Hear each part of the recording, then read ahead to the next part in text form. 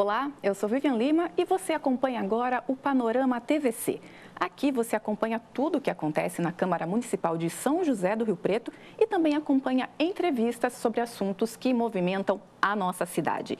No programa de hoje, você vai saber como quitar dívida com a Prefeitura, porque nós vamos detalhar o PPI, o Programa de Pagamento Incentivado. Teremos também entrevistas sobre a implantação do Instituto Federal, o aumento da dengue na cidade e ações de atenção à população negra. A gente começa conferindo as propostas mais recentes que foram protocoladas aqui na Câmara. Quem traz as informações é a repórter Mariana Dayer, no nosso boletim Legislativo em Pauta.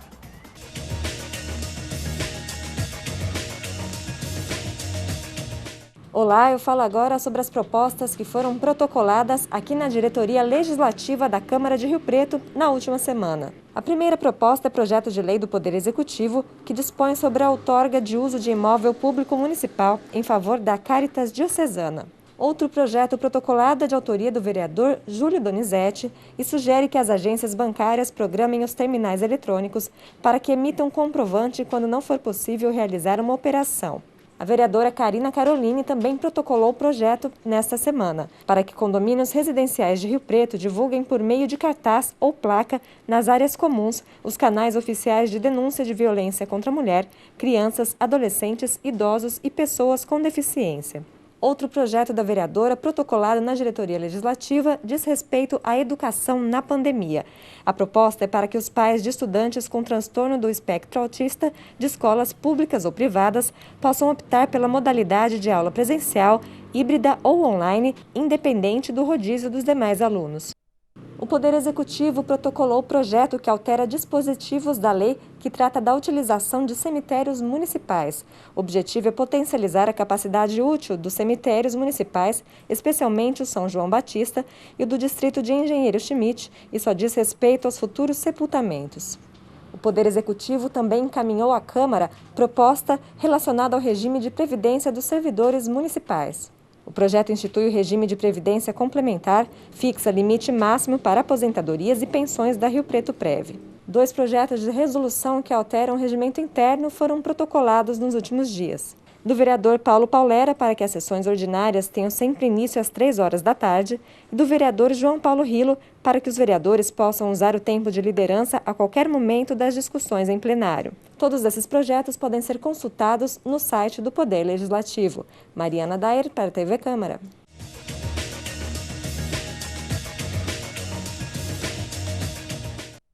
O presidente da Câmara, vereador Pedro Roberto, foi eleito presidente do Parlamento, que vai acompanhar a criação da região metropolitana de São José do Rio Preto. O projeto de lei está sendo elaborado pelo governo do estado e a nossa região metropolitana vai abranger 30 municípios, totalizando aí 1 milhão de habitantes. Confira as informações com a repórter Maristela Calças. O presidente da Câmara de São José do Rio Preto, o vereador Pedro Roberto, foi eleito para comandar o Parlamento Regional Metropolitano da região de São José do Rio Preto. E ele vai falar um pouquinho mais para a gente sobre esse parlamento que ele vai comandar no biênio 2021-2022. Presidente, o que é esse parlamento? O governo do estado resolveu agora implementar a chamada região metropolitana. São 35 municípios que compõem essa região, e Rio Preto seria como se fosse a sede dessa região metropolitana, por ser a cidade com o maior número de habitantes, né, e realmente já ser uma liderança aqui na região. Como vai ser criada a região metropolitana pelo estado, eu resolvi criar o Parlamento Regional Metropolitano, né, ou seja, um parlamento que pretende ter a participação aí do maior número possível de presidentes de câmaras municipais, para nós também discutirmos as demandas dessa região. E esta união que eu pretendo, né, dos presidentes de todas as câmaras, vai nos ajudar a atingir objetivos, né? Vamos discutir o que é comum a Rio Preto e às cidades da região, em termos de demandas, né, na área da saúde, na área da educação, na área da mobilidade, na área do meio ambiente. Então, nós criamos agora, já fizemos a reunião da discussão do regimento e posse da mesa diretora. E eu, felizmente, né, fico feliz de ter sido escolhido pelos integrantes, foram Rio Preto, mais 9 cidades aqui da região, através de seus presidentes de câmaras, né, que me escolheu presidente por um mandato que vai até dezembro do ano que vem.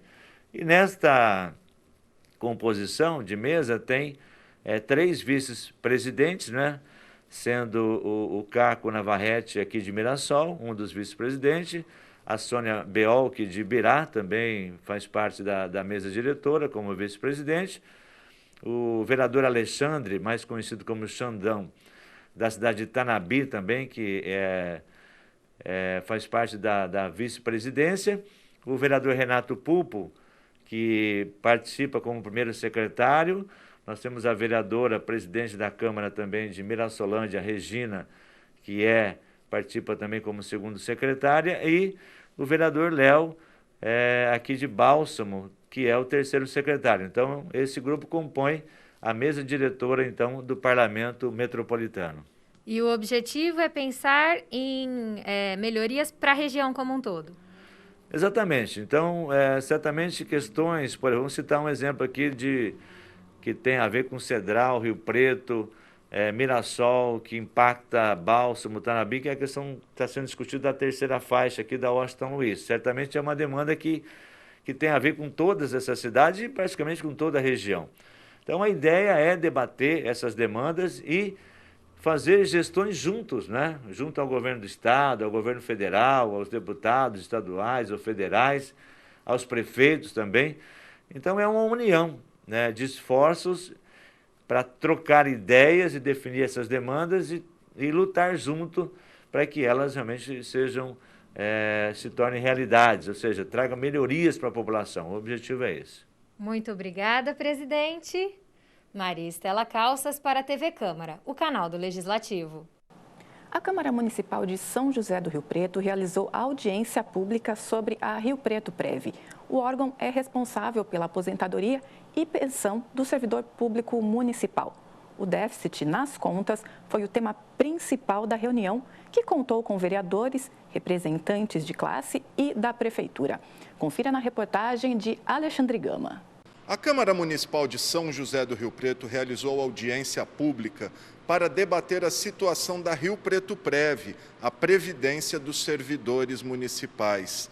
O objetivo foi discutir o projeto de lei que pretende repassar imóveis que totalizam 39 milhões de reais para a autarquia, como aporte para a amortização do déficit atuarial, hoje estimado no valor de R$1,5 bilhão de reais. Debater a Previdência, debater a cidade, até porque a Previdência hoje ela banca quase 1.500 trabalhadores aposentados, né? Certamente com o passar do tempo esse número aumenta e o que está sendo discutido aqui é se ela tem condições de bancar as aposentadorias. Pela Rio Preto Prev falaram o superintendente Jair Moretti e o presidente do Conselho da Rio Preto Prev, Ângelo Bevilacqua. Ambos tranquilizaram os servidores, disseram que todos terão seu direito à aposentadoria garantido pela Prefeitura, caso a autarquia tenha problemas financeiros. Um discurso de terrorismo até, eu diria, porque não é verdade. A Prefeitura é responsável, solidária para com as aposentadorias no município. Temos que ser conscientes, certo? Não podemos fazer aquilo que o recurso escasso não permite. Por isso que estamos passando esses imóveis que são bens econômicos, não são bens financeiros por enquanto, mas serão. Pelos servidores falaram o conselheiro Carlos Henrique de Oliveira, o presidente da ATEM, Fabiano de Jesus, e o consultor do Sindicato dos Servidores Municipais, Edmilson Gaspar de Melo. Todos manifestaram preocupação com o déficit atuarial, cobraram uma auditoria nas contas e também a contratação de mais servidores, o que aumentaria, assim, a contribuição previdenciária aos cofres da Rio Preto Prev. A Rio Preto Prev iniciou esse ano com um rombo, com um déficit, com uma dívida da Prefeitura para com a Rio Preto Prev de R$1,3 563 milhões de reais. Esse debate, ele tem que ser feito com a população, porque daqui a pouco,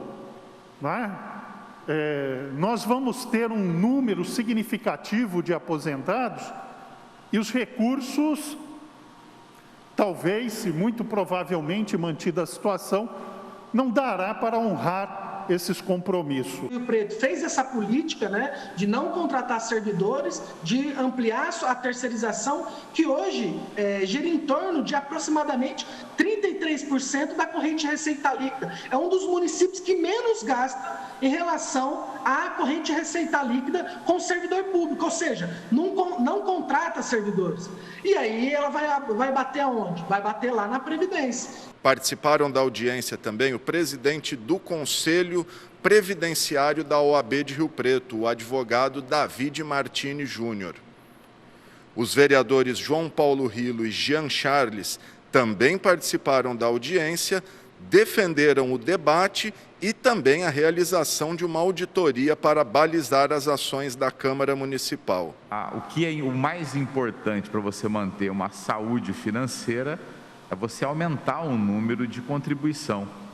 Agora, se tem a dúvida, por que não auditar? Duas coisas. O custo da manutenção, que eu concordo com o Fabiano, é preciso ser discutido isso, e a questão também da sobrecarga do aporte, considerando o número de servidores por conta do número de terceirizados, que é a política pública que tem sido implantada no nosso município já há muito tempo.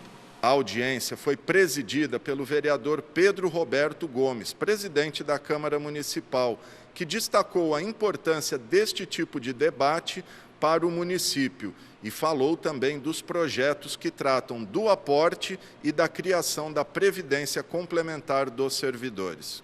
Esse debate ele respalda os vereadores em relação à votação desse primeiro projeto, que é um aporte em áreas, que no total está avaliado em 39 milhões, um recurso que vai para a Previdência. Esse debate todo dá respaldo para a votação desse projeto 11/2021 e também para o novo projeto que vem aqui para a Câmara Municipal. O assunto agora é ensino e formação. A unidade rio-pretense do Instituto Federal deve iniciar as atividades neste semestre. A previsão é que os primeiros cursos ofertados sejam os cursos rápidos, aqueles de formação inicial. Sobre esse assunto, eu converso com Marcos Amorielli Furini, que é diretor-geral do campus de Rio Preto. Olá, Marcos, tudo bem? Olá, boa tarde, tudo bem? Marcos, explica pra gente qual será o formato desses cursos iniciais, desses cursos rápidos. Que áreas eles vão abranger? Há um período aí de duração, de quantas horas seriam esses cursos? Certo. Inicialmente eu agradeço a possibilidade e a abertura para a gente divulgar sobre o Instituto Federal aqui na TV Câmara. Agradeço imensamente essa oportunidade. Bom, os cursos estão previstos para serem iniciados agora no primeiro semestre, por meados de junho para o final de junho, e uma previsão de finalização até o final do ano de 2021.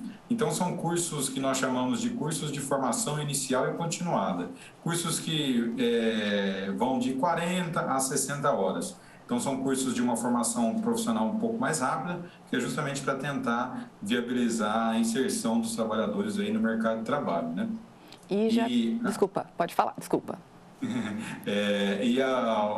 Vamos dizer assim, a área desses cursos será bem diversa, né? Como nós ainda não temos professores efetivos aqui em São José do Rio Preto, nós estamos contando com a colaboração dos campos vizinhos, da nossa rede do Instituto Federal de Educação, Ciência e Tecnologia.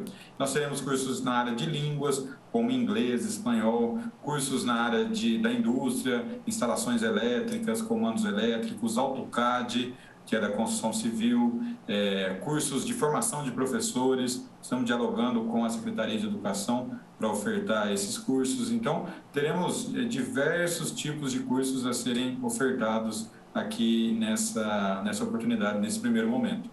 Marcos, e como deverá ser o processo seletivo para essas vagas? Isso. É um processo seletivo simplificado, como são cursos rápidos, né, de 40 e 60 horas, normalmente nós temos uma plataforma de inscrição totalmente online e esse processo seletivo é feito por meio de sorteio. Então, normalmente é nesse sentido que nós fazemos o processo seletivo, desses cursos rápidos. E como que seriam as aulas nesse momento de pandemia? Seriam online ou semipresencial? Qual seria o movimento? Seria um sistema híbrido? Isso, justamente pelo fato do nosso campus, ele ainda está em implantação do ponto de vista dos móveis, equipamentos. Então, o prédio ele está pronto, nós iremos equipar, vamos dizer assim, o prédio a partir desse momento. Então, esses cursos se dariam de maneira remota. Então, todos eles serão ofertados de maneira remota, com encontros síncronos, né, online, e também atividades assíncronas, que nós falamos que o estudante ele pode realizar em qualquer momento, na sua casa, em qualquer tempo em que for mais adequado para ele. Mas justamente por conta da pandemia, dessa restrição, né, que nós estamos vivendo nesse momento, e por conta do campus ainda não estar totalmente equipado, essas atividades serão realmente de maneira remota. Além da formação desses cursos iniciais, esses cursos rápidos, o Instituto também atua na questão do ensino técnico e do ensino superior.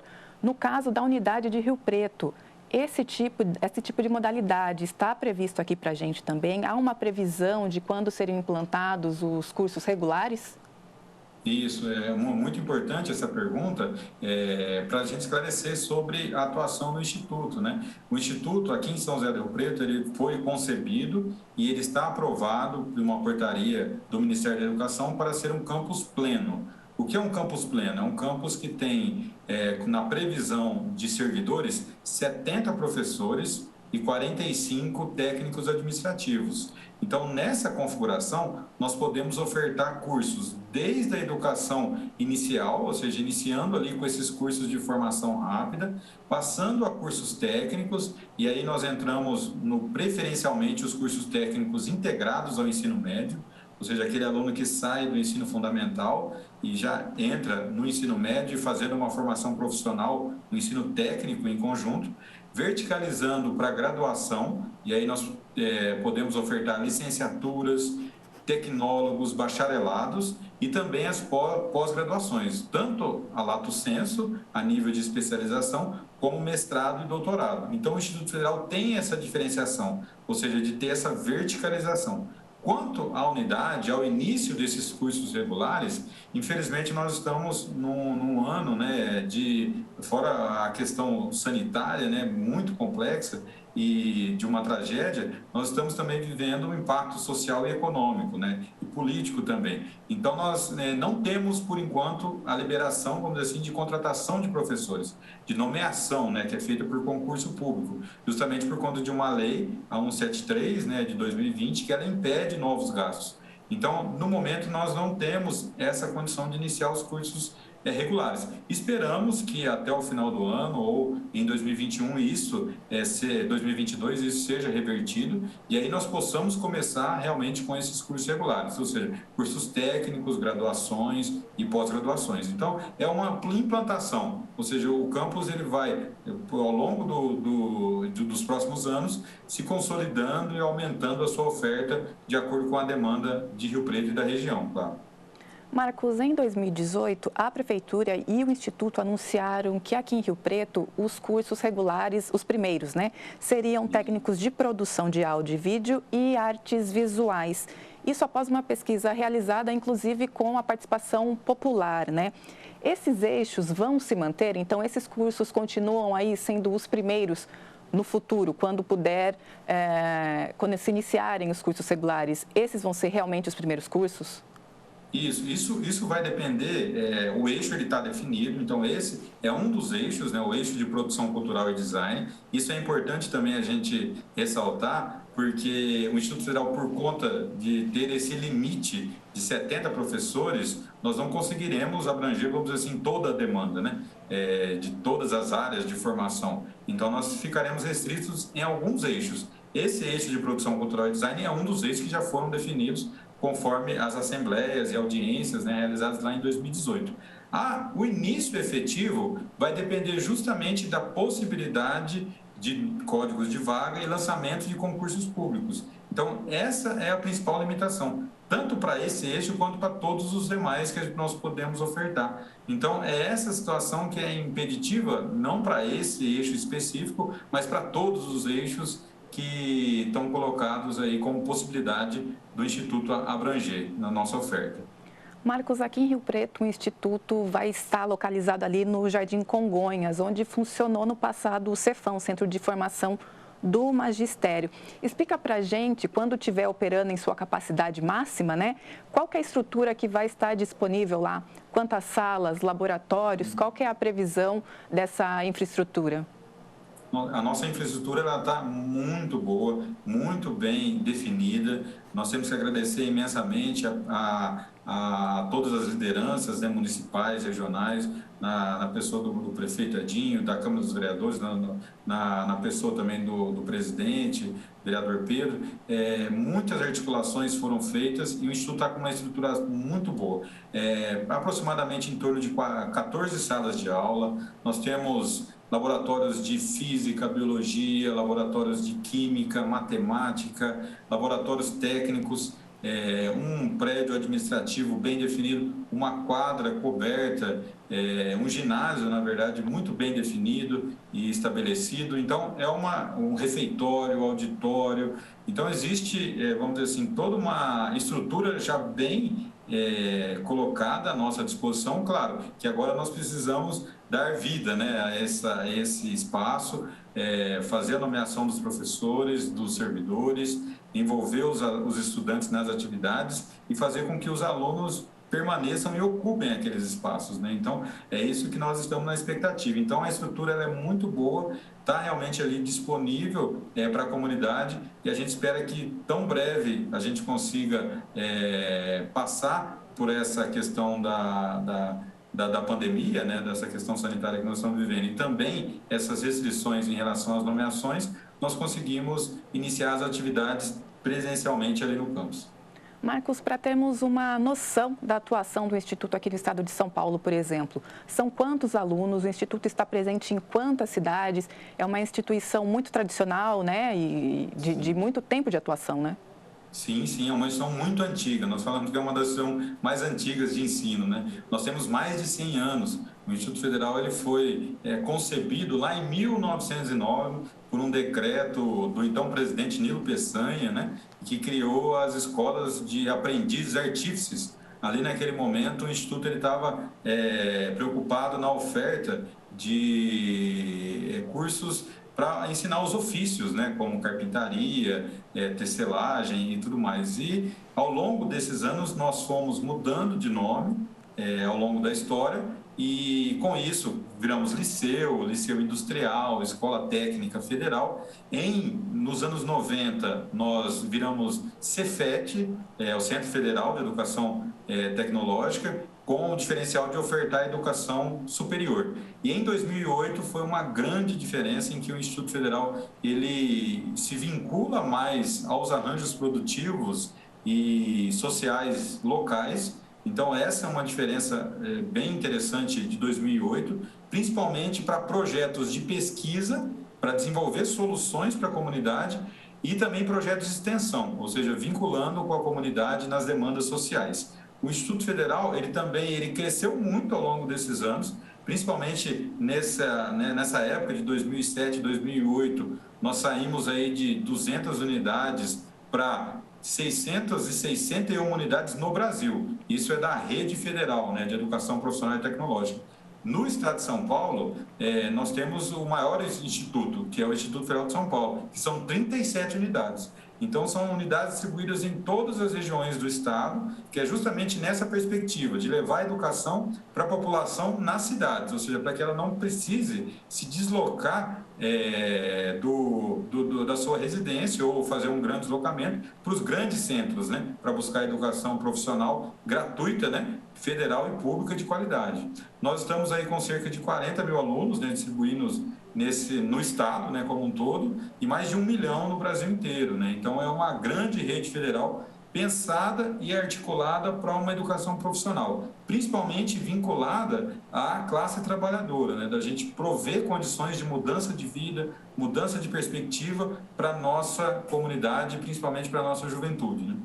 Marcos, você falou em demanda social, né, e do trabalho do Instituto caminhar atrelado a isso. O Instituto é uma instituição de ensino gratuito e o órgão tem algum sistema, por exemplo, de reserva de vagas para alunos de baixa renda, cotas raciais, reserva para alunos de escolas públicas? Vocês também desenvolvem ações para promover a inclusão nesse sentido?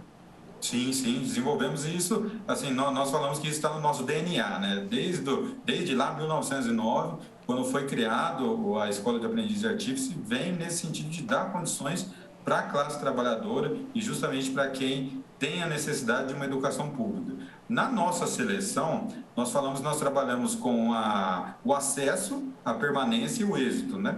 O acesso ao estudante de baixa renda, a permanência dele no Instituto e também ao êxito, que seria a conclusão. O acesso por meio, claro, da reserva de vagas. E aí cabe a gente destacar, né, que isso é uma lei federal e no Instituto Federal nós reservamos 50% das nossas vagas para aqueles que são oriundos de escola pública. Então isso é importante e as outras 50 vagas é ampla concorrência. Então é tanto para quem estudou em escola pública ou não.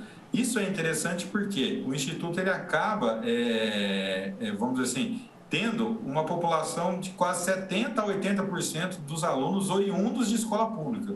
Então, nós vemos o nosso papel social efetivamente sendo realizado. Claro que aí, para a comunidade como um todo, isso tem que ficar muito claro, né? Porque dentro das reservas de vagas, aí nós temos as subdivisões, né? A primeira reserva, a grande reserva, é a reserva de escola pública. Aí dentro da escola pública, nós temos uma quantidade de vagas para as pessoas que se autodeclaram, né? Pretos, pardos, indígenas, também renda, e também para aqueles portadores de necessidades especiais. Então, existe toda uma política, isso para o acesso. Para a permanência, nós temos um programa que é vinculado ao Ministério da Educação, que é o PNAES, que é o Programa Nacional de Assistência Estudantil, que são recursos que são enviados para o Instituto Federal para viabilizar bolsas para aqueles alunos que são vulneráveis, que se enquadram na característica de vulnerável, bolsa alimentação, transporte, material, até moradia, no caso de um estudante que precisou mudar de cidade para vir estudar. Então, existe toda uma política para acesso, permanência e êxito desse estudante. Marcos, e quem quiser acompanhar todas essas informações, e no caso aqui de Rio Preto, ficar atento aí a quando iniciar o processo seletivo para os cursos rápidos, qual que é o principal canal? Seria o site do Instituto? O futuro candidato fica atento a quais canais? Isso, nós estamos agora finalizando a nossa criação do nosso site oficial de São José do Rio Preto, do nosso Facebook e do nosso Instagram. Então, nós teremos 3 aí meios oficiais. Por enquanto, nós não temos, mas no momento, até a semana que vem, isso deve estar já no ar, mas eu peço o acesso ao nosso site da nossa reitoria, né? Que ali você tem todas as informações gerais e pode acompanhar, claro, as informações de São José do Rio Preto, por enquanto, que é o IFSP, né, de Instituto Federal de São Paulo, ifsp.edu.br. Nesse site tem todas as informações, mas como eu já adianto, né, a partir da semana que vem ou na próxima, nós já teremos site, Facebook, Instagram, e aí a gente consegue dialogar de uma melhor maneira com a comunidade. Perfeito. Marcos, agradeço muito a sua participação. Você quer deixar um recado final para quem está nos assistindo? Isso. Agradeço novamente pelo espaço, pela disponibilidade de divulgar o Instituto Federal e peço que vocês acompanhem e realmente apoiem o Instituto Federal. O Instituto Federal ele vem realmente para somar com as demais instituições de ensino que nós já temos na cidade, que já estão consolidadas e justamente para tentar prover uma formação profissional, como nós conversamos, socialmente referenciada, que está no nosso DNA e da nossa principal missão a ser desenvolvida aqui em São José do Rio Preto. Agradeço novamente e fico à disposição. Muito obrigada. Bom, Panorama TVC agora faz um breve intervalo e no próximo bloco você fica sabendo como quitar dívidas com a Prefeitura com desconto de multas e juros. Até já!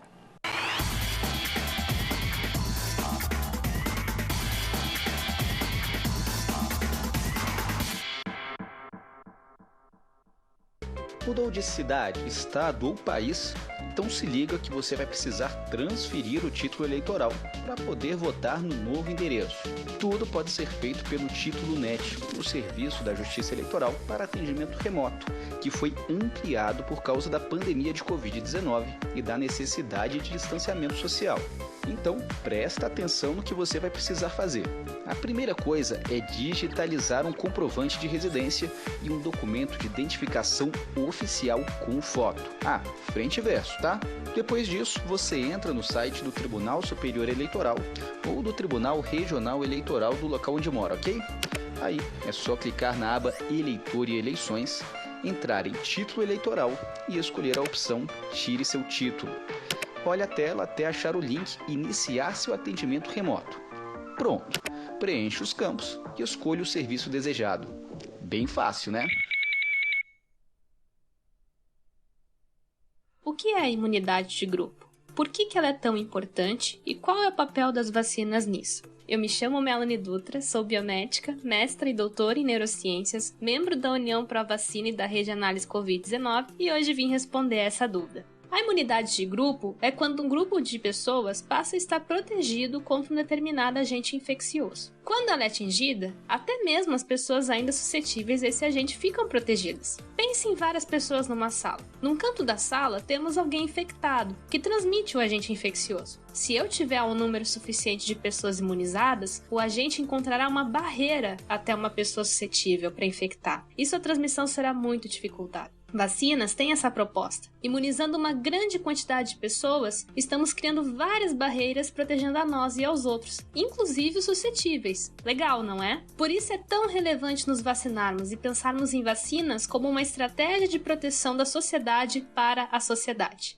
Gostou ou teve dúvidas sobre essa explicação? Mande para as nossas redes sociais. É só procurar a União Pró-Vacina ou UP Vacina no Facebook, Instagram e Twitter e nos mandar uma mensagem. Vacine-se e compartilhe a informação correta.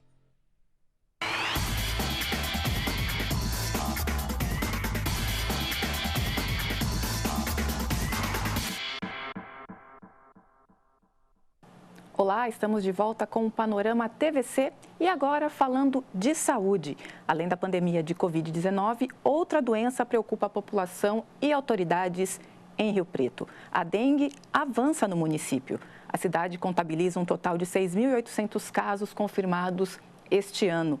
Recentemente, a Secretaria de Saúde também confirmou a primeira morte relacionada à doença em 2021. Sobre esse assunto, eu converso com Andréia Negri, que é gerente da Vigilância Epidemiológica aqui do município. Olá, Andréia. Olá, boa tarde. Andréia, a gente teve no boletim mais recente, divulgado agora no início de maio, 4.229 casos de dengue, a mais que o boletim anterior do início de abril.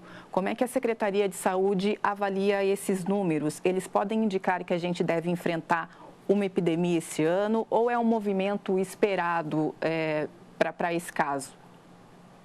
Olha, para esse ano, com esses números, né, com esses indicadores, o município está numa epidemia do dengue 1.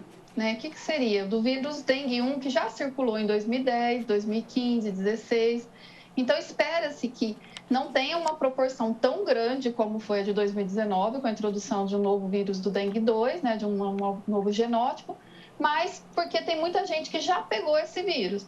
Mas, embora, né, sabemos aí que grande parcela da população também é suscetível a esse vírus, então é importante tomar todo cuidado. A Secretaria confirmou a primeira morte por dengue este ano. Há outros casos de óbitos sendo investigados? Quantos? Olha, nós temos casos de investigação, óbitos em investigação. Nesse momento, assim, não sei te falar ao certo quantos são e de onde que são, porque muita gente que acaba vindo internar aqui no município, nós temos vários óbitos de outras regiões também em investigação, tá?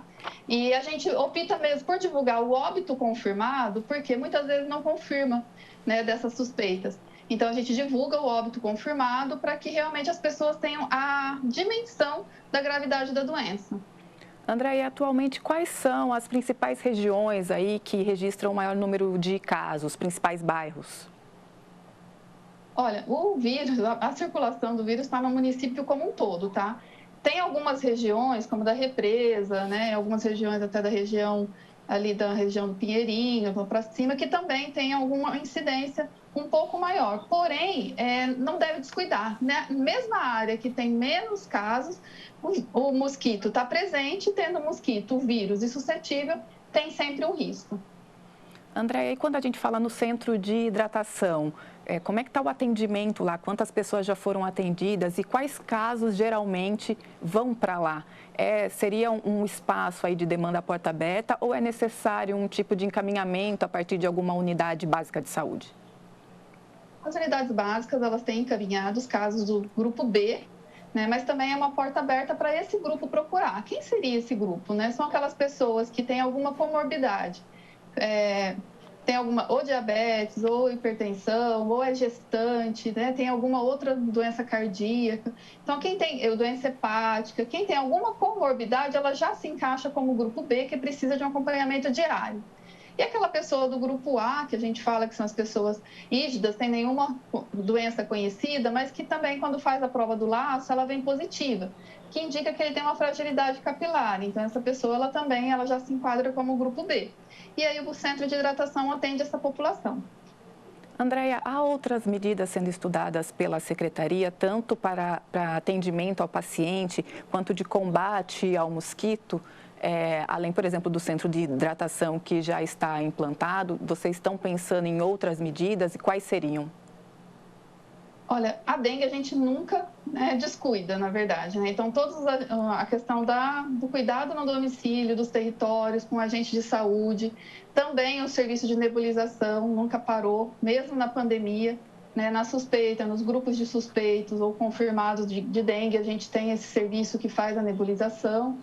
Então, todas essas são ações que não podem parar e que precisam ser intensificadas quando a gente tem esse aumento de casos, tá? E também, né, em relação à dengue, a gente sempre fala, né, como as pessoas ficaram mais em casa agora, nesse período da pandemia, que também tomem mais cuidado, né? Pensem mesmo, né? Estou em casa, tira 5 minutinhos, 10 minutinhos para dar uma olhada nos potenciais criadouros, eliminando o que der para eliminar, e cuidando do que pode virar a ser um criador e criar esses mosquitos. Andréia, quando a gente fala nos sintomas da dengue, alguns podem ser os mesmos que o da Covid-19, né? Diante de sintomas, qual que é a orientação para esse paciente? Que unidade ele procura? E para ter uma orientação melhor, né? Para fazer a checagem do que possa ser, qual que é a orientação da Secretaria nesse caso? Olha, febre, né? Apresentou febre, já é uma indicação que alguma coisa está anormal no corpo, né? Então, tem febre, dor no corpo, dor atrás dos olhos, náusea, vômito, o corpo fica avermelhado, né? Umas manchas avermelhadas, rosas. Procura a unidade básica de saúde mais próxima. Como está circulando o vírus da dengue, provavelmente que possa ser dengue, se você nunca teve dengue antes, principalmente, ou se já teve de outro sorotipo. Agora, se tem associado um sintoma respiratório, tosse, dor de garganta, coriza, isso também pode confundir com Covid. Então, a pessoa procura uma unidade respiratória por ter esses sintomas respiratórios. Andréia, as doenças que mais preocupam a população hoje são a dengue e a Covid. E parece que há uma porcentagem de casos e que elas podem aparecer juntas, né, no paciente. Que porcentagem é essa? Olha, aqui nós observamos bem poucos casos, tá? Não tivemos muitos, mas tivemos em torno de... Nossa, não chega muito alto, não. 2%, não teve mais que isso de co-infecção. O que é isso? Aquele que realmente a gente consegue detectar o vírus da dengue e também o vírus da Covid no mesmo momento, fazendo o exame para os dois e os dois dando positivo. Ainda tem sido baixa, mas existe esse risco e aí a pessoa acaba tendo um risco de gravidade maior, né, principalmente pela Covid. Andréia, e os casos de Zika e chikungunya, os números são mais baixos quando comparados ao da dengue? Como é que está o movimento nesses dois casos aqui em Rio Preto? Olha, realmente assim, a gente observa que não estão circulando aqui no município. A gente sabe que chikungunya está circulando de uma forma bastante intensa no litoral paulista. Mas como a gente mantém uma vigilância virológica importante aqui, né, nunca paramos, juntamente com a Faculdade de Medicina e também o Instituto Adolfo Lutz, nós não temos casos significativos, um grande número de casos de chikungunya para cá. Mas é sempre um risco, né? Desde que introduziu a doença no Brasil, aqui no município nós não tivemos uma epidemia ainda desse vírus. Então, é uma situação que preocupa muito a Secretaria, mas para o futuro. Para esse período de sazonalidade, realmente é o dengue 1 que está circulando, e nós já entramos no mês de maio, né? Então, maio, geralmente, né, historicamente, os casos tendem a cair, porque esfria, né? Vai acabando o período de sazonalidade da dengue. Embora tenhamos esse grande número de casos aí em investigação, mas agora a tendência vai entrar numa tendência de queda até junho, julho, mais ou menos. Andréia, você inclusive citou os casos em investigação. Atualmente, quantos são esses casos ainda investigados? No boletim nós temos em torno de 5 mil para estar encerrando e tem aí um percentual também que já foram resultados negativos. O que a gente pede com a população, por que fica esse número em investigação? Né? As pessoas não retornam para coletar. E aí nós esperamos um prazo de até 60 dias para essa pessoa retornar e fazer a coleta, que é quando a gente faz a sorologia IgM. Então, quem foi suspeito de dengue, tem um pedido de sorologia na mão, que procure a UBS mais próxima para estar fazendo a coleta desse exame, para ele ter certeza, né, se teve dengue mesmo ou pode ter sido alguma outra doença. Andréia, você acompanha muito de perto também a questão da Covid aqui na cidade e eu não poderia deixar de te perguntar. Nós tivemos aí as últimas semanas na fase de transição, com uma maior abertura de comércios e serviços. Você já tem algum tipo de índice de como deve ser a questão dos casos para a gente após esse período? Se a gente conseguiu manter algum tipo de estabilidade ou se essa maior circulação de pessoas pode provocar um crescimento na curva de casos? Olha, hoje então nós teremos a live hoje à tarde, né? Mas realmente, né, com esse período de transição, o que nós temos observado? Nem tanto a questão do comércio em si, mas as grandes festas, né, a questão da vigilância sanitária tem que ficar muito atento, e estão abordando, autuando essas festas clandestinas que têm sido feitas, bares hiperlotados. Então, tudo isso vai sim contribuir para um cenário não tão favorável para o futuro. Então, a gente pede que as pessoas realmente tomem muito cuidado. E aí, a restrição do comércio acaba sendo prejudicada, né, ou a liberação um pouco mais desse comércio acaba sendo prejudicada para o futuro, mas por conta dessas aglomerações, porque fica difícil você controlar se as pessoas não aderirem aí às medidas, fazendo essas grandes festas principalmente e essas hiperlotações em locais aí de bares, restaurantes, esse tipo de coisa. Andréia, alguns estudos já falam na possibilidade de uma terceira onda de Covid a partir de julho no Brasil. Aqui o nosso comitê local estuda essa possibilidade, trabalha com essa informação ou é muito cedo para falar nisso? Olha, existe sim esse risco, né? Mesmo porque diante desse movimento, né, da população, estamos acompanhando, há esse risco sim de uma terceira onda, e principalmente se tivermos ou quando tivermos uma nova mutação, uma nova cepa circulando. Mesmo estando a P1 nesse momento, que é a cepa principal circulante aqui na nossa região e aqui no estado principalmente, ela ainda tem bastante suscetível, então tem muito esse risco de uma terceira onda, uma intensidade que pode ser preocupante. Perfeito. Andréia, agradeço a sua participação. Você gostaria de deixar algum recado final para quem nos assiste? Talvez uma orientação no caso das duas doenças, de ações de prevenção? Quais seriam as principais orientações? Sempre, né? Procurar atendimento médico a qualquer sinal de uma doença, febre, qualquer sintomas, porque fazer a automedicação em casa você pode estar prejudicando tanto uma doença quanto a outra e tomar todos os cuidados, né? Percebe-se que tanto a dengue quanto a Covid, elas são doenças que dependem muito do comportamento humano, né? Se a gente conseguir manter os ambientes livres dos criadores de mosquito, nós vamos reduzir aí o potencial de transmissão da dengue. E em relação às pessoas, infelizmente, a gente sabe que o distanciamento pessoal, né, social entre as pessoas, fica prejudicado, as pessoas, né, principalmente agora que está chegando o Dia das Mães, todo mundo às vezes quer juntar, né, pegar familiares na casa de avós. A gente pede que fiquem atentos com isso, né? Levar esse risco para as pessoas que vocês amam. Mantenham as festas, geralmente, principalmente, somente nos núcleos que já convivem no dia a dia, não fazer grande festa. Perfeito, muito obrigada, Andréia. Bom, a gente segue aqui o panorama falando justamente de vacinação. A gente falou de Covid agora há pouco, falando sobre o calendário da vacinação de Covid. Ele está avançando para mais públicos e chegou a hora de pessoas com doenças pré-existentes, deficiência, mulheres grávidas ou que acabaram de ter filho, serem vacinadas. Veja os detalhes. O governo de São Paulo anunciou que a partir do dia 11 de maio inicia a vacinação contra a Covid-19 de grávidas com doenças pré-existentes, puérperas e de pessoas entre 55 e 59 anos com comorbidades ou deficiências permanentes. Confira o calendário de vacinação. A partir de 11 de maio, gestantes e puérperas com comorbidades e maiores de 18 anos. Pessoas com deficiência permanente entre 55 e 59 anos. E a partir de 12 de maio, pessoas com idade entre 55 e 59 anos com doenças pré-existentes. São 22 as doenças listadas pelo governo para se candidatar a uma dose da vacina, como insuficiência cardíaca, diabetes, hipertensão, obesidade, cirrose hepática e portadores de HIV. Para as gestantes, os critérios são os seguintes: ter mais de 18 anos e comorbidades. As puérperas, com até 45 dias após o parto, apresentar certidão de nascimento e comprovante da condição de risco prescrito pelo médico. Pessoas com comorbidade, apresentar comprovante das condições de risco, como exames e relatórios médicos. E as pessoas com deficiência permanente, apresentar comprovante de recebimento do benefício de prestação continuada.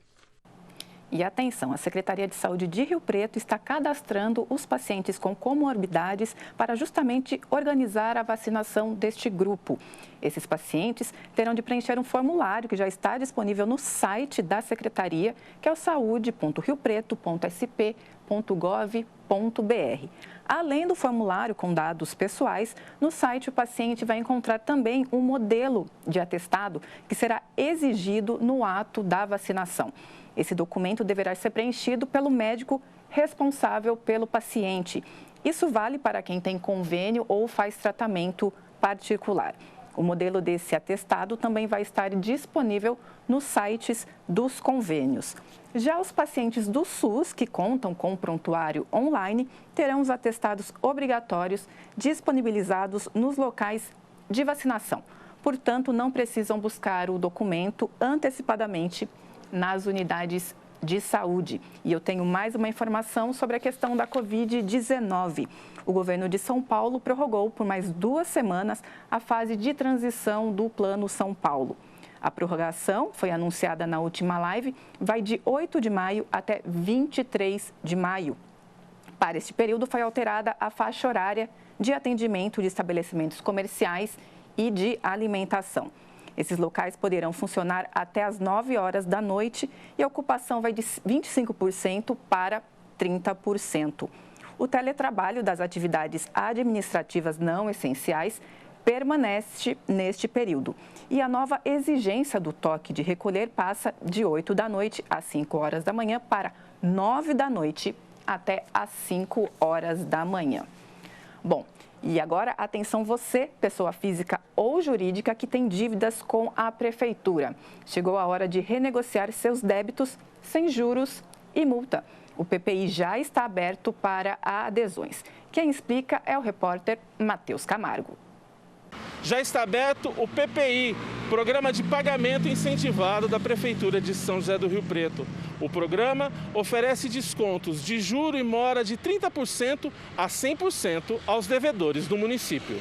O secretário municipal da Fazenda, José Martinho Ravazzi, explica os detalhes. A Prefeitura soltou agora neste mês de maio o PPI, que tem por finalidade oferecer para o contribuinte que está em débito com o município a oportunidade de pagar com desconto.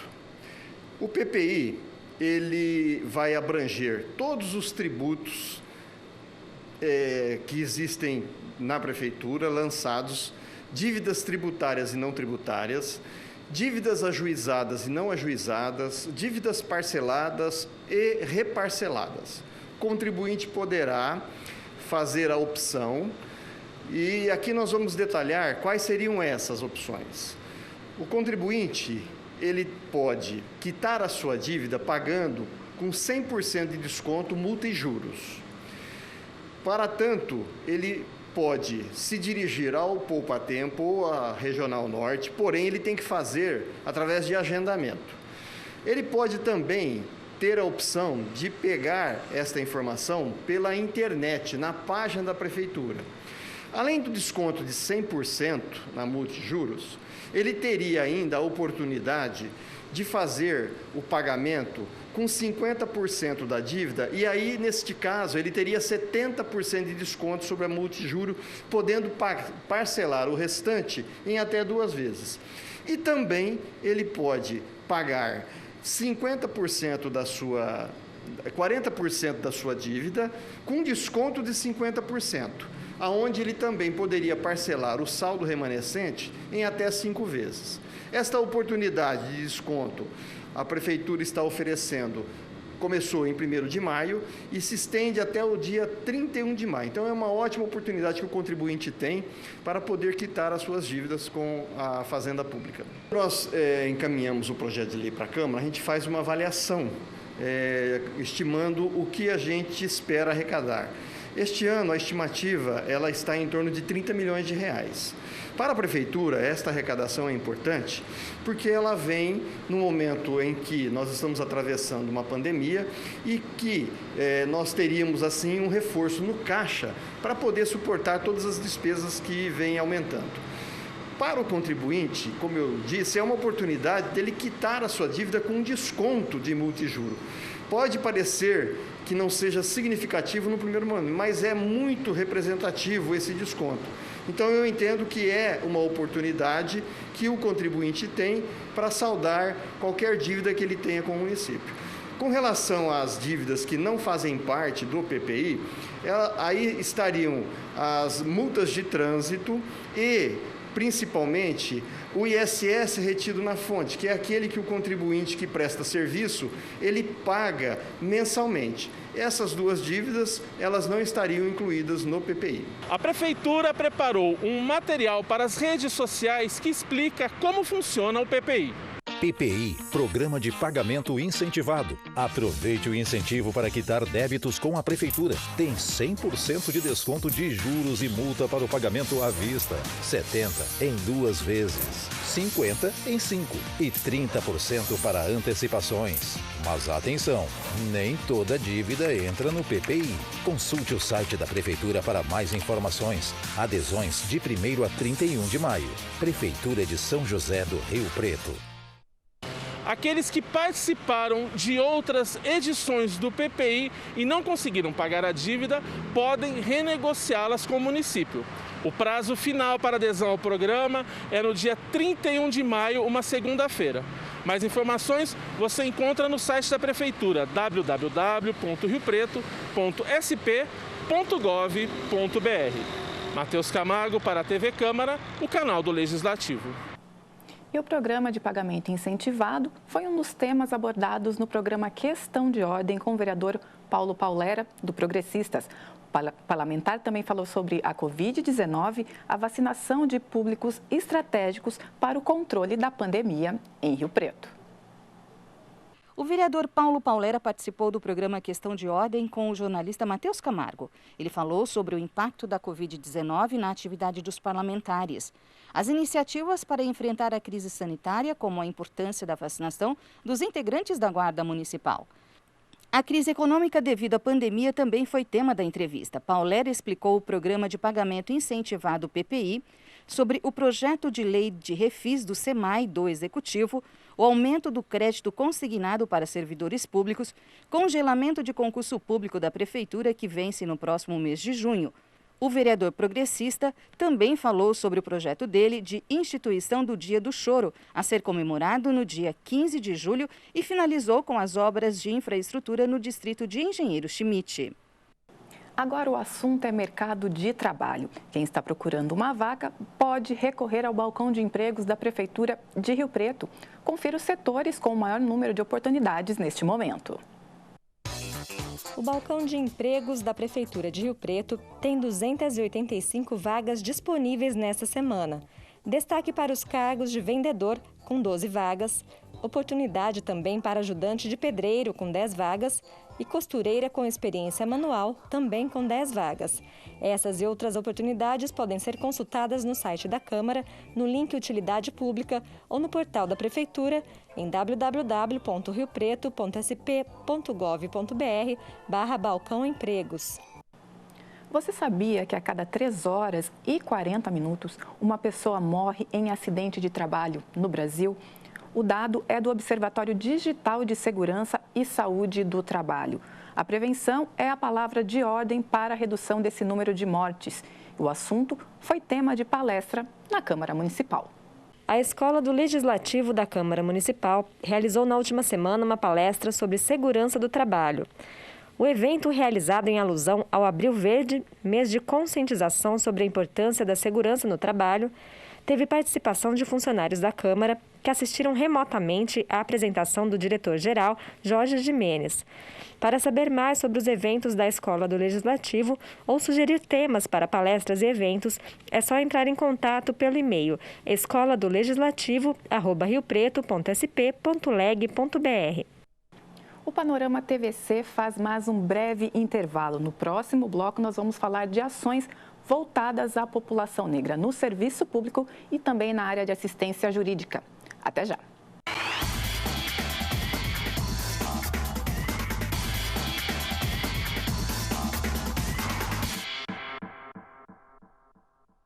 As vacinas aprovadas pela Anvisa já estão sendo distribuídas em todo o Brasil. Já podem se vacinar contra a Covid-19 idosos e pessoas com deficiência que vivem em instituições, trabalhadores da saúde da linha de frente e população indígena vivendo em terras indígenas. Baixe o aplicativo Conecte SUS ou acesse gov.br/saúde e saiba mais. Somos um Brasil. Juntos, vamos cuidar uns dos outros. Brasil imunizado.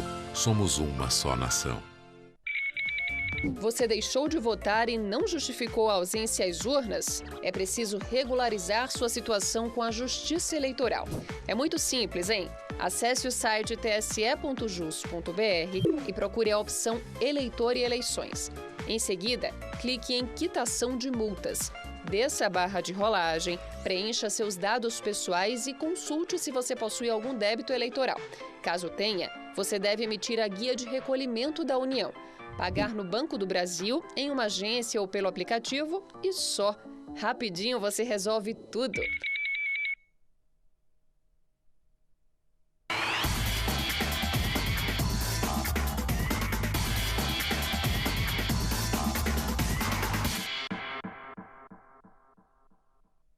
Olá, Panorama TVC está de volta e eu começo este bloco falando de ações voltadas à população negra. Uma no campo do serviço público e outra na área do direito e da assistência jurídica.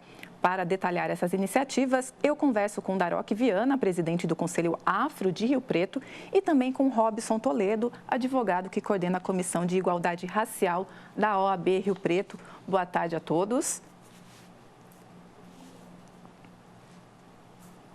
Boa tarde, é um prazer aqui estar participando desse programa tão importante e, obviamente, trazendo esse assunto que hoje a gente vivencia tão forte ainda.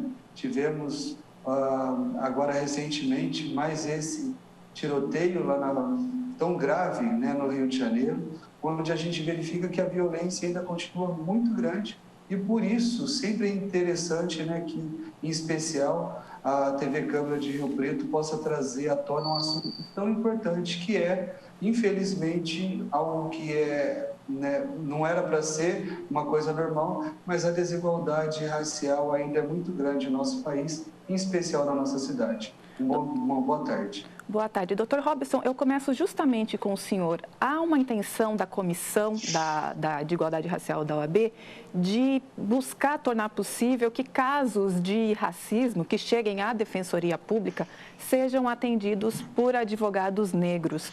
Qual que é o objetivo dessa iniciativa? Oi, Vivian, até a intenção, até para a gente separar, os casos de racismo mesmo, quando eles chegam à Comissão de Igualdade Racial, a comissão ela pode fazer um acompanhamento, porque se for definido como racismo, é uma ação pública incondicionada. E nesse caso, né, não é um crime no qual aquele, né, que sofreu, ele poderia, então, de alguma forma, pressionar com um sistema, né, de advogado ou de outra forma.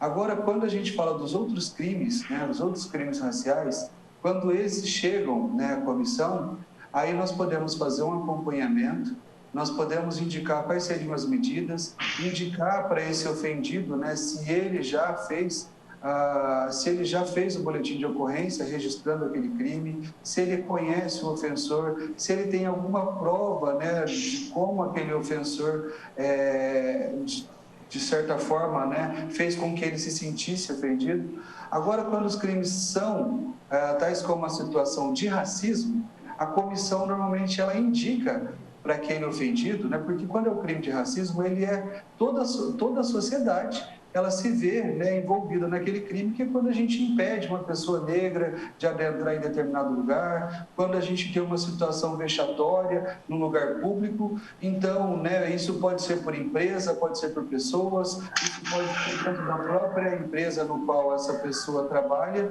e dentro dessa situação, aí sim, né, a Comissão de Igualdade Racial, quando ela recebe essas situações, a gente faz a indicação. Mas normalmente a gente tem sim a pretensão tanto de aumentar esse trabalho, né, e fazer com que a OAB ela consiga uma prestação ainda maior para os crimes, né, de igualdade racial. Doutor, e seria justamente por uma questão talvez de aproximação com o tema e de talvez de sensibilidade, de entender melhor o que aquela vítima passou? Perfeito, Vivian. Nós temos essa situação, né, que a Comissão de Igualdade Racial, nós falaríamos ali dos crimes raciais não só, né, contra as pessoas negras, mas qualquer crime contra qualquer pessoa que se sentir ofendida pela condição racial. Mas a intenção maior seria quando, né, pelo convênio que existe entre a OAB e a Defensoria Pública do Estado de São Paulo, para que quando aquela pessoa que fosse ofendida, ela pudesse, né, ser atendida por um advogado negro. Porque a comissão ela não faz o atendimento jurídico, ela faz a indicação. Quando a gente precisa dessa prestação do serviço, né, jurídico desse advogado, ou seja, ele vai ter que promover uma ação, ele vai ter que, de alguma forma, né, fazer com que aquela pessoa que ofendeu, ela tenha, né, ali uma condenação pelo crime que ela teve, que ela fez, aí sim precisaríamos de um acompanhamento de um advogado, né, que vai ser aquele que vai representar. A comissão, né, ou como toda a nossa própria subseção, nós não fazemos a prestação jurídica, né, porque nós não temos autonomia para isso. Todas as subseções ela não tem. Essa prestação jurídica, normalmente, quando ela é feita pela seccional, que tem essa autonomia para fazer esse serviço. A comissão ela faz uma prestação de estudar aquele caso e indicar uma solução para o caso, de fazer um acompanhamento para o caso. Quando essa pessoa, né, negra, na maior parte das vezes, homem ou mulher negra, ela se sentiu ofendida por alguma coisa, a gente vai verificar se o que aconteceu com ela, né, é um crime de racismo, se é outro crime, né, indicado ali para a igualdade racial, aí sim ela pode ser indicada para ter uma prestação, dependendo da sua situação, pela Defensoria Pública do Estado de São Paulo. Nós temos aqui em São José do Rio Preto a própria Defensoria, né, que normalmente atende as pessoas de acordo com a sua situação econômica, e como são muitos os casos, existe um convênio da OAB com a Defensoria Pública no Estado de São Paulo, então isso é um convênio estadual. Só que a indicação ela funciona pela subseção.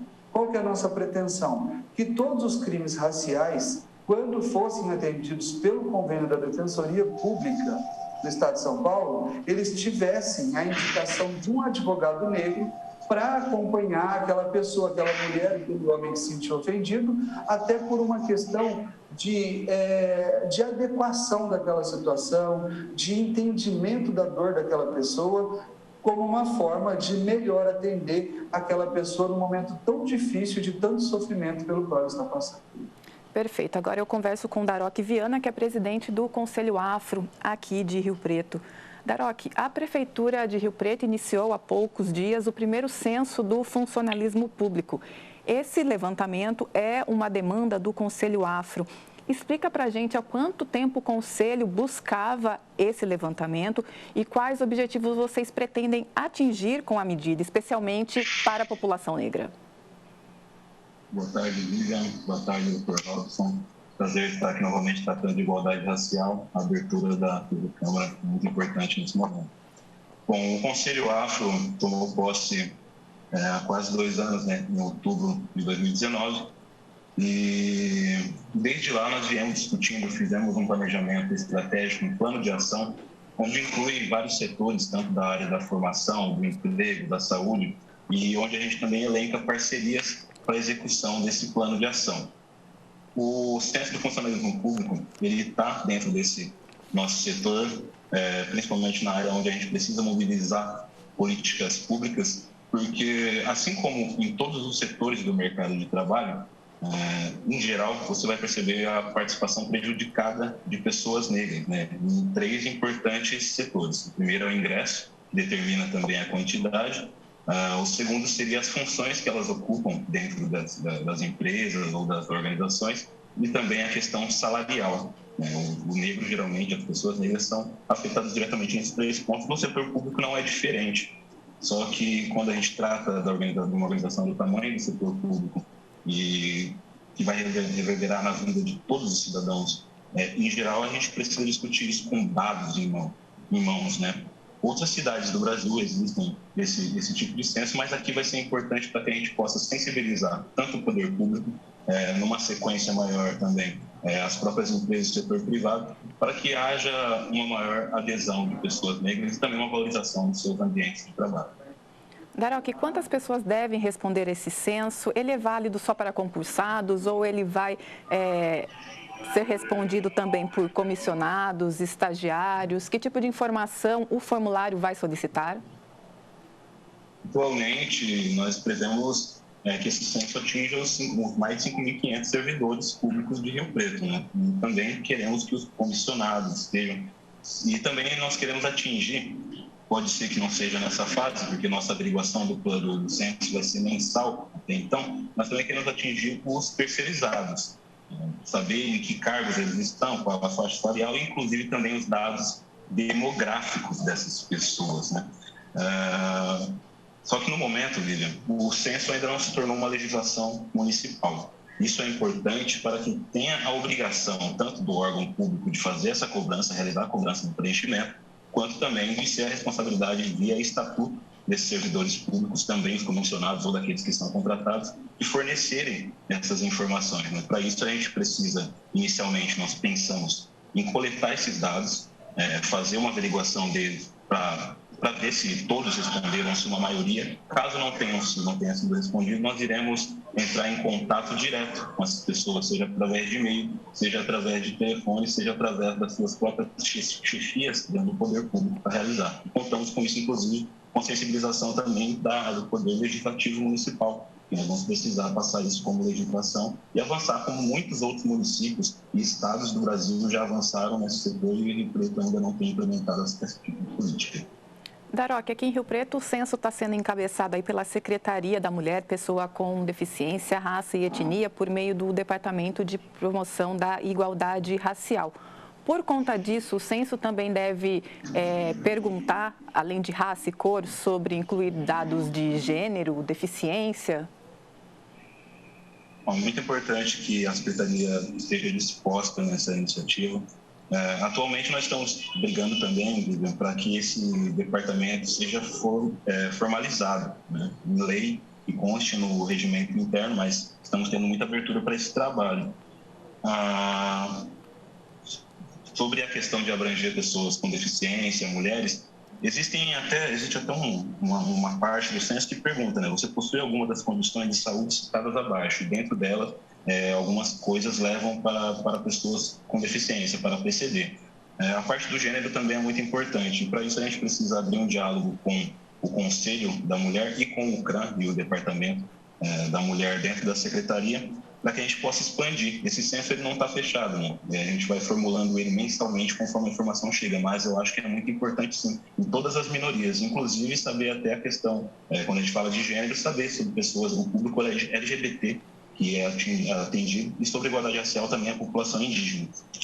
Até quando os servidores podem responder ao censo e como que eles podem acessar a pesquisa? Esse censo ele ainda não tem uma previsão de término.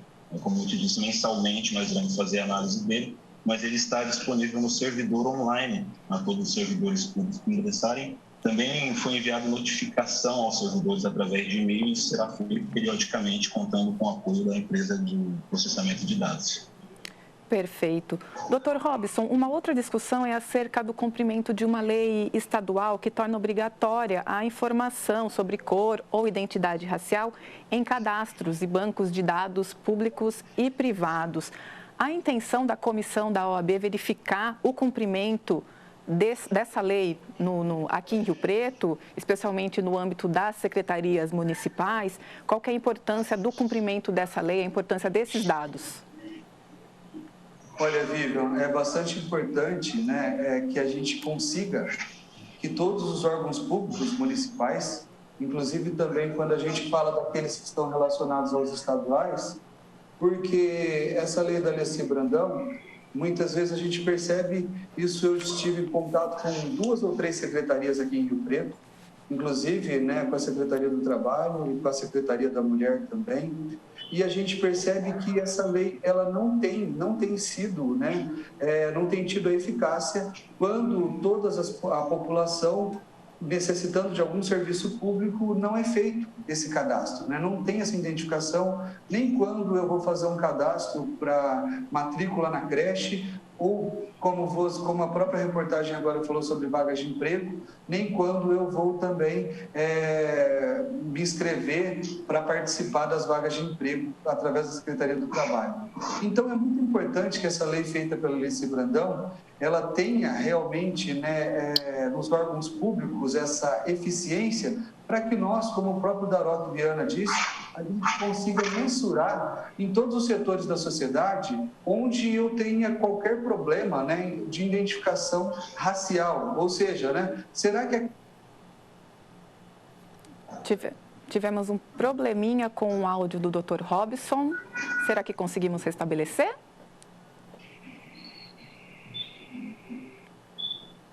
Ainda não? Dr. Robson, o senhor nos ouve? Dr. Robson, fechou o seu microfone. Estamos sem seu áudio. Eu acho que se o senhor tocar, a gente consegue restabelecer. Está ativado agora o som? Ativado. Vamos continuar. O senhor falava da importância desses dados em secretarias como a do Trabalho, por exemplo. Isso, exatamente, porque eu preciso saber se as vagas, né, várias vagas que a gente vê que surgem, por exemplo, na Secretaria do Trabalho, se elas estão sendo alcançadas pelas pessoas negras, né, homens e mulheres negras. Dr. Robson, de novo tivemos um problema no seu áudio. Negras, se no futuro elas vão ter qualquer problema, né? Ou seja, eu tenho ali 100 pessoas, e se dentro dessas 100 pessoas 30 são negras e as pessoas negras não conseguem a vaga de emprego, eu preciso de algumas ações necessárias. E se essas ações não acontecem, eu não consigo identificar se a vaga não foi, né? Se essa vaga não foi alcançada pelo fato da mulher ser negra ou de ser um homem negro. E nós não temos isso. Hoje não tem como eu falar, por exemplo, se a Secretaria do Trabalho, se de todas as vagas que ela conseguiu, por exemplo, para as pessoas da população de São José do Rio Preto, se das 1.500 vagas, 30% delas foram preenchidas por pessoas negras. Ou então eu não consigo dizer se as pessoas negras estão ainda no banco, né, de dados de emprego e essas vagas não estão sendo alcançadas por serem pessoas negras. Então, diante disso, o próprio poder, né, público municipal e todas as outras entidades não conseguem formalizar ações eficientes para que a gente consiga promover a desigualdade racial como ela deveria acontecer. Promover a igualdade, né? Exatamente. Doutor, estamos chegando ao fim da nossa entrevista. Gostaria que o senhor deixasse alguns contatos. Quem quiser acessar a comissão, entrar em contato, qual seria o canal mais fácil? Perfeito, Vivian. Para todas aquelas pessoas que precisarem de orientação, né, em especial a situação de igualdade racial, ou, né, se sentirem aí de algum motivo, né, ofendidas, ou muitas vezes não conseguem se sentir seguras para buscarem seus direitos. A OAB Rio Preto, ela tem um WhatsApp, né, que atende todas as pessoas. Então, o número desse WhatsApp é 98828-6756. 98828-6756. Então, esse WhatsApp, a pessoa ela vai entrar em contato direto com a Comissão de Igualdade Racial, a gente vai atendê-la, vai estudar o seu caso e vai tentar direcionar uma solução para aquele problema que ela venha tendo. Perfeito. Daroc, e quem quiser entrar em contato com o Conselho, quais as formas mais fáceis?